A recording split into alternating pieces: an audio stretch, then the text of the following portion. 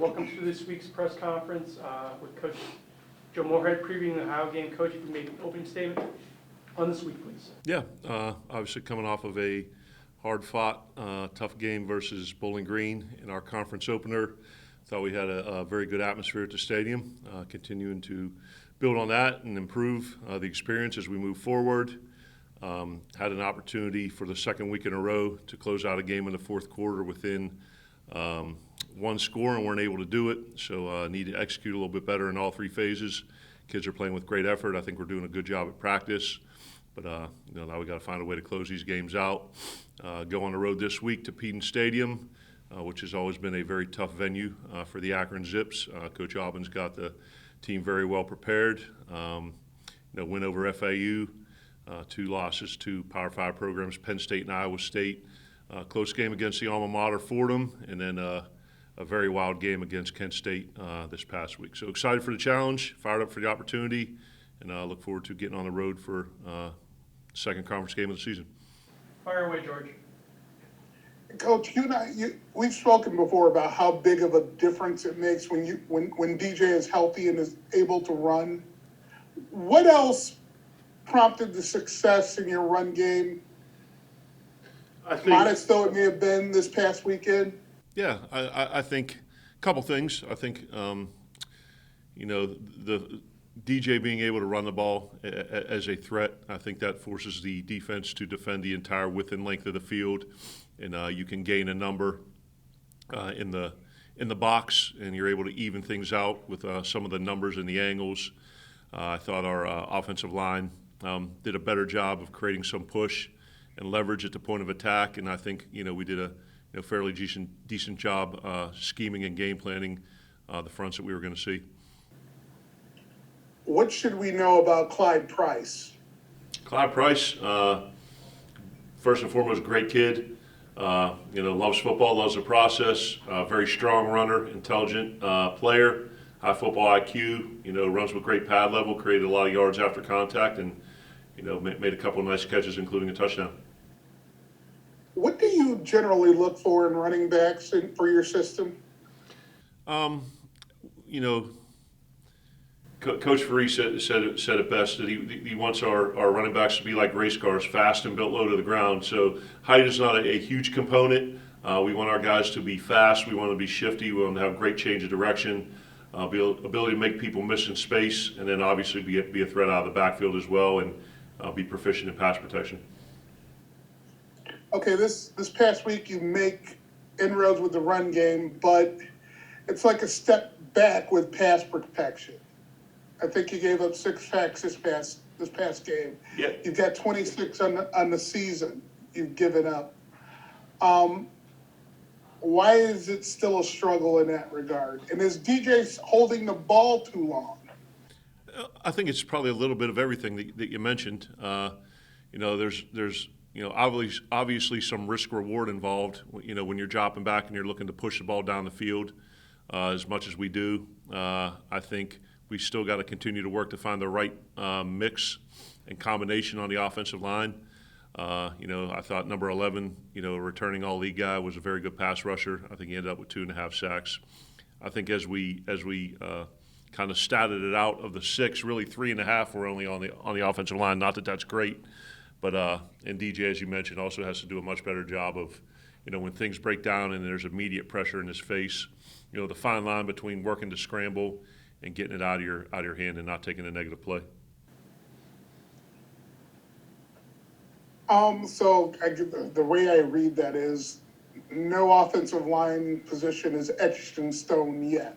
No, there's a couple there's a couple that you are. haven't found the right combination. Yeah, I'd say there's one that's definitely etched in stone, probably 2, and then we're trying to find the right combination on the other 3. Okay. You mentioned Ohio's loss last weekend, but you were in overtime your first game of the season, and in your experience as a coach, is it more difficult to come off a loss in an overtime game, or no? I don't know if you had a chance to watch that game kind of sequentially or the TV copy, but it was an unbelievable back and forth. you watch it into the fourth quarter and you're wondering, how did Ken end up winning this thing? And they found a way to get it done. So I would imagine there's a little bit of an emotional component, being that Ohio U was up for a majority of the game, and Ken scored, I think, with about a minute and a half left to send it into overtime, and then were able to win in the first session there. So yeah, there's certainly a component where you're ahead for a majority of the game. Give up a late score, then not able to close out in overtime. That you got to do a good job recognizing and addressing the day after the game.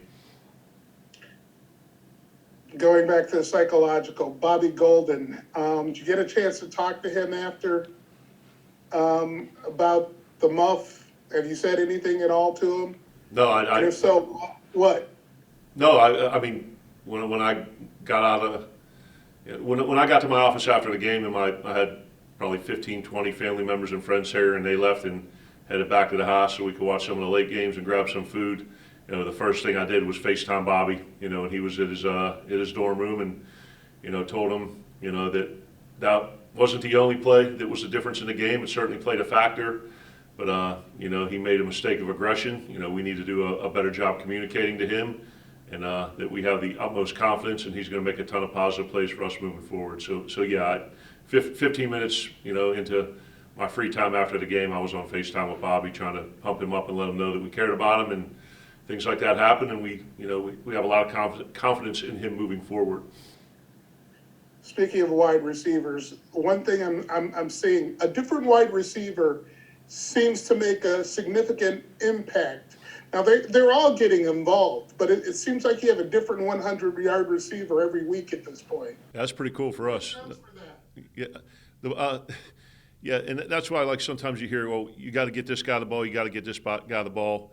To a certain extent, you're able to dial plays up that are supposed to go to a certain person, but at the end of the day, the coverage dictates where the ball goes. And I think, with Shockey and DG playing the outside, and then Alex in the slot, you see a bunch of different coverage structures throughout the course of the season. And then this just happened to be a week where we had some good matchups with Alex in the slot, and the ball found him, and DG and Shockey were still able to, I think, combine for 8 or 9 catches. So, I think that's part of the, of our system that's been a positive, that we've been able to spread the ball around to all of our offensive skill personnel.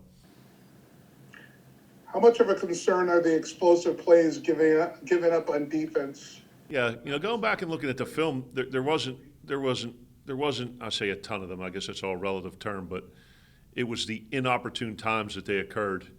And in a game that was such a battle of field position, where I believe we started drives at the 1-yard line, the 2-yard line, and the 8-yard line, that the defense, had some bend but don't break drives where they gave up explosive plays, like on the short slant route, and a couple things where Bowling Green didn't necessarily get points off the drive, but it flipped field position, and made complementary football very, very difficult. So I guess we put a bottle on a little bit of the explosive runs.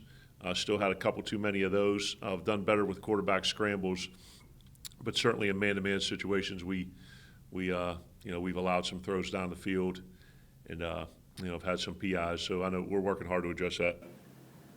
You said I assume you watched the Ohio-Kent game by the description you gave me. What concerns you most about that team? About Ohio U?